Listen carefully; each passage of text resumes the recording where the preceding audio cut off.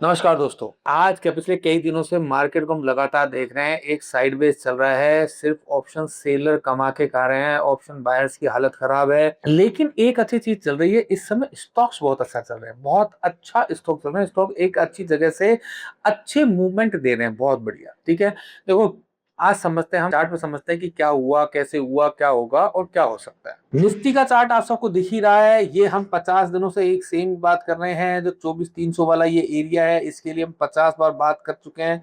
यार ये हमारे इसके नीचे यानी कि 24,200 के नीचे जब तक मार्केट नहीं जाता तब तक हमें कोई बहुत ज्यादा परेशान होने की जरूरत नहीं। अगर ये इस ट्रेंड लाइन का ब्रेकआउट दे देता है तो हमारे लिए एक पोल एंड फ्लैग का ब्रेकआउट मिल जाता है। तो यहाँ से लेके यहाँ तक हम सोचेंगे ही सोचेंगे। पहली बात तो जो भी है, जिनको जो भी हमारे साथ टेलीग्राम ग्रुप्स में जुड़े हुए हैं, उनको उनके पास अभी तक पोजीशन लॉन्ग पोजीशन बनी हुई होगी। तो ये जो लॉन्ग पोजीशंस है वो इसीलिए है कि भाई ठीक है, हाँ हमारी लॉन्ग पोजीशन जो 24,400 के ऊपर से बनी हुई है वो अभी तक चली रही है। अभी तक अपन उसके प्रॉफिट में ही है, नुकसान में है नहीं। लेकिन बस एक ही है कि 4-5 दिन से एक ही जगह घूमे जा रहे हैं। तो इसीलिए 4 से 5 दिन हो गए हमें, ऑलमोस्ट हम देख रहे हैं। तो 1 2 3 4 5 6 छठा दिन है, आज 6 दिन हो चुके हैं और हम बात करें तो ये एक ही रेंज में घूमे जा रहे हैं लगातार। तो ये हमारे लिए थोड़ा प्रॉब्लमेटिक है, थोड़ा नहीं बहुत प्रॉब्लमेटिक है। ठीक है, कि हम एक ही जगह पे लगातार घूमे जा रहे हैं। ठीक है, जहां से इसका ब्रेकआउट मिलता है तो हमें वही 25,200, 25,300, 25,400 तक की जगह के लिए हम आराम से सोच सकते हैं। सिंपल सी गणित है, इससे ज्यादा कुछ सोचना नहीं है।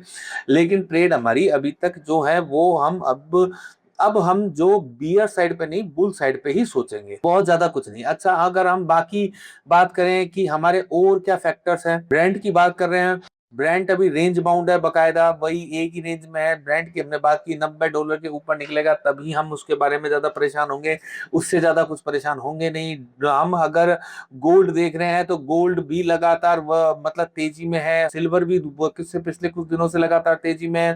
तो यहाँ पर कोई बहुत बड़ी चीजें हैं नहीं कि हम ये सोचें कि यार ओवर कुछ भी हमारे पास है। ठीक है, सिंपल है। ठीक है, यूएसडी आईएनआर को देखें तो उसमें थोड़ी बहुत आज कमजोरी है। यूएसडी आईएनआर को देखें तो वहां पे थोड़ी बहुत कमजोरी है, लेकिन कोई बहुत ज्यादा सिग्निफिकेंट नहीं है जिसकी वजह से हम बहुत ज्यादा ये सोचें कि यार ये तो हमें प्रॉब्लमेटिक है। देखो सिंपल है, इस समय मार्केट बहुत ज्यादा साइडवेज है। जिस भी तरफ मूवमेंट दे रहा है अच्छा देगा, वो कुछ नहीं, सिंपल। लेकिन निफ्टी के अभी तक जो भी एक्सपेक्ट नजर आ रहे हैं वो अभी तक पॉजिटिव साइड में, नेगेटिव साइड में इतने नहीं है। 60 का आरएसआई सपोर्ट ले रहा है। हमारा इंडिकेटर यहाँ पे बात कर ही रहा है कि हमें लॉन्ग साइड की तरफ ही रहना चाहिए। जब तक इंडिकेटर यहाँ पे प्रॉफिट बुकिंग नहीं दे देता तब तक हम यहाँ पर लॉन्ग है। या दो ही चीज है, या तो 24,200 के नीचे हम क्लोज कर दें या फिर हमारा इंडिकेटर यहाँ पे प्रॉफिट बुकिंग दे दे। दो ही कंडीशन ऐसी है जिसमें हमें मान के चलेंगे कि हमें किसी भी तरह की प्रॉब्लम हो सकती है। मतलब हम ट्रेड स्टेट से निकलेंगे, अदरवाइज स्टेट बढ़िया है, कोई दिक्कत नहीं है। बैंक निफ्टी में आ जाता है। बैंक निफ्टी को लेके ये मैं उतना नहीं हूं, मैं आपसे कब से बात कर रहा हूं, बैंक निफ्टी को लेके उतना पॉजिटिव नहीं हूं। नीचे भी मैं नहीं मानता कि बहुत ज्यादा नीचे गिर जाएंगे, लेकिन ऊपर भी जाने की ज्यादा जगह नजर मुझे नहीं आती है। सिंपल सी बात है कि मैं बैंक निफ्टी को लेके उतना एक्साइटेड नहीं हूं जितना कि मुझे निफ्टी में लगता है। निफ्टी में मुझे सपोर्ट लेने के लिए बहुत सारे सेक्टर्स हैं। अगर आज ही मैं बात करूं, अगर सेक्टर वाइज में अगर बात करूं तो आप देखो कि सेक्टर वाइज हमें यहाँ पे दिखाई दे रहे होंगे। ठीक है, अगर मैं सेक्टर वाइज बात करूं तो आज आज हमें जैसे रियल्टी इंडेक्स हमें सपोर्ट देने के लिए आ गया है ना। प्राइवेट बैंक्स थोड़ा सा हमें सपोर्ट दिया, हमें फाइनेंस सपोर्ट कर रहा है, आईटी मेटल थोड़ा सपोर्ट कर रहे हैं। लेकिन अगर हम बैंकिंग की बात करें तो बैंकिंग मुझे उतना स्ट्रॉन्ग नजर नहीं आ रहा। बस सिंपल है, हो सकता है ये जा सकता है बस।